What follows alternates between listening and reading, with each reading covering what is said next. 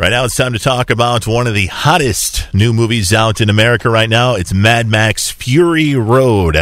And I have a feeling that all three of us are going to be gushing over this particular film. We've got Jamie, we've got Tanika in the studio, and let's first talk about Mad Max. Before this particular movie, there was three original ones with Mel Gibson. You had Mad Max, The Long Road, or something like. What was it? Just Mad Max? Was just called Mad Max. Okay, and what's the second one? The second one was The Road Warrior. The Road Warrior, and then you had Thunderdome, right? Yes, Beyond Thunderdome with Tina Turner. With Tina Turner, and her legs.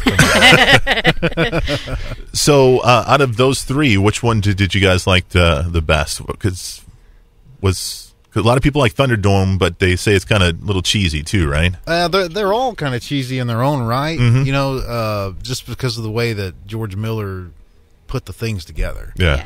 It's got a very unique style in directing and cinematography. And those doctors. No. He was an ER doctor before he made his first film. That's cool, man. Look at that. But I like The Road Warrior, the second one. Yeah, that's what everybody says. Road Warrior. I've only seen the first one, so I haven't got a chance to see the other two yet. But this Fury Road, this isn't, from what I understand, this isn't a reboot. This isn't. This is somewhere in the Mad Max story timeline, correct? Yeah. Yeah, they haven't really nailed it down like officially. Yeah. To me, it happens between Road Warrior and Thunderdome. Okay. Because even because of real time, Mel Gibson had aged a bit before they did Thunderdome, and they put gray in his hair a little bit because it was supposed to be farther in the future because of the storyline, etc. But this one, I don't know. I think this one is actually closer to Road Warrior than Thunderdome, so they have a chance to tell other stories in there too. So this movie is so visually amazing. The cinematography is great. The camera work is unbelievable. The stunt work. Yeah. My Can you imagine the insurance they had to take out on no this? That's why they didn't make it sooner. No kidding. Oh, my goodness. The stunt work is some of the best I've seen in a long, long time. And I know they did use some CGI in parts, but I know that they wanted to stay away from it as much as possible, and you can tell. If they blew up a car, they blew up that car. That's right. That's right. I don't say this very much because I think it's a term that's overly used, but I was at the edge of my seat with this film. I really was. I was like, oh, look at that. Did you see my foot move? Oh, man. I was sitting here and I kept jumping with everybody. I was just moving. Man. Yeah. I couldn't. So many. I want to get back to the stunts. One of the stunts I remember the most was when you've got Mad Max played by Tom Hardy, and you've got Furina. Furiosa, which was played by Charlize Theron, and they are trying to escape from the evil guy in this particular film, and they've got to get past this crossing. So they're at this crossroads, and the crossroads meet doesn't go very well. So they've got a bust butt to get by. So these guys on motorcycles are chasing them. Yes. And there's this one shot where you see the motorcycles jumping from one cliff to the other, crossing the big tanker, and the way the camera was angled, it was gorgeous, man. It was such a good movie. It was perfect timing too. I mean, there wasn't any gap in time, or it was just so fast, and it just, when you process one, there was another, there was something else. Then they had the guys on the hanging things. Oh, that those came were over, so cool, and they were grabbing them, and I know this is going to look really funny. The people on the camera can yes. Like giant spikes. So Jamie, what'd you think, man? I thought it was amazing. Every time I watched a trailer for it, it was just like, oh, I can't wait for this to come out. This is the first time I've been really excited about a movie this long before it came out. I mean, because you hear about it over the years if you're a fan of Mad Max and etc. George Miller and all that he's working on a new one, and you're like, holy cow! And it took him 14 years, I think, to do it. Finally get it done. Yeah. But it didn't take 14 years to literally make the movie, but part of that's, writing the story and revising, and then, trying to find the right actors. And from what I understand, he was trying to court Heath Ledger. I was about to say that, yeah. And then Heath passed away, and so back to the drawing board, so to say. Yeah. And what did you guys think of Tom Hardy as Max? Oh, you I like want him to say, "I am Bane." You know what? him to You know say what's that. funny? You know what's funny? When they did the very first scene and you hear his voice, I was like, that's the voice they should have used for Bane because it was so Yeah. creepy, but it was legible. You could hear what he was Yeah. actually saying. It was none of this.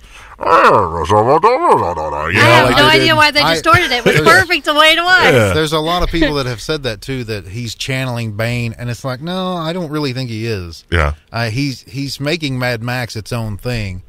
But he came out with that big mask on, and he was just.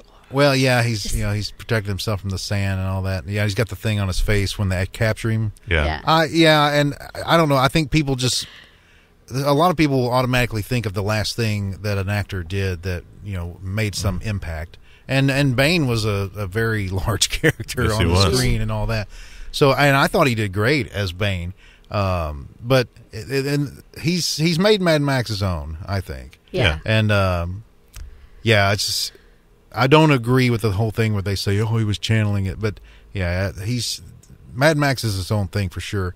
And it's amazing how little, almost how little there is of Mad Max in this movie. That's the name, that's the title of the film. Yeah. But it's enough that it works. You don't have to see everything that he does. Like when he goes back, there's a scene where he goes back to try to fend off the bad guys who are just down the road, and you hear what happens more than see it, and that's enough. That's the fact that you're like, yeah, Mad Max would tear them up, Right. Yeah, she was the star, so- really.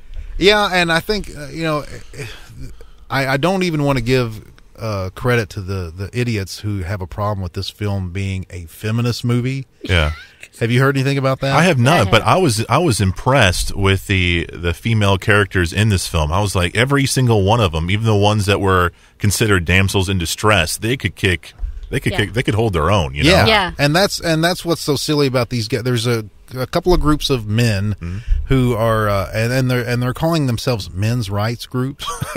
Okay. And before Okay. I read a few things, and it's like, these idiots haven't even seen the movie and they're already calling it feminist propaganda and things. And it's like, it doesn't even look like that from the previews, dude. It looks like a bunch of explosions and Awesomeness. Yeah. and cars. Yeah. I mean, I don't know where they were getting their information, but Yeah. like some of the people that George Miller had that he worked with on the story and in the film had feminist bents, I guess you would say. And it's like, so what? They made a really good movie. Very good movie. And that's all that matters. Yeah. And yeah, good for them for putting out some female characters that can be looked at as heroes, I guess you would say, is the broadest term. You can look at them as heroes because they fought just as hard as the men. So I love the visuals of the villains in this film, especially our main villain, Morton Joe. yeah, The guy who played that was he played Toe Cutter in the original Mad Max movie. and he had a very, very cool look about him. Another character that had a cool look on him was the guy who played the bass or the guitar. Yeah. It's like, Yeah. "Grrr," I was like, oh, He's a that's real cool. musician. Is he really? Yeah, I read up on Well, that no a little wonder. bit too, and yeah, he's actually wow. his name is like Iota, or he's got some like single name, but yeah, he's from Australia, and George Miller had him actually audition. He came in with his guitar and this get up, which they didn't use in the film, of course, but he already had so cool. a flair for theatrics, I guess you'd say, and he got the gig, and so they suited him up in that red onesie and painted his face, and that everything about that guitar functioned. Oh, did it really? Flamethrower, the guitar itself, he was literally playing Really? while they were filming the scenes through. So the amps worked and everything. on That's that so truck. neat. So. All Yeah. right, so obviously all three of us really, really like Yes. this film. Is there any negatives that you guys can think of? No, I mean, because I'm going to say that there's Sure. Elvis's granddaughter was in it, and then you got Lenny Kravitz's daughter. So it doesn't really surprise me having that guitarist. Come Of course, on. of course. But negative? So no, negatives. I don't think it's a feminist. I don't get what they're saying about that. It's ridiculous. And I'm one of the first people to actually catch something like that, and I don't get it because every single one of those females were strong. They were put in bad situations, and they came out of it positive. And they took care of themselves. Yes. The only negative, and they were the rulers, Yeah.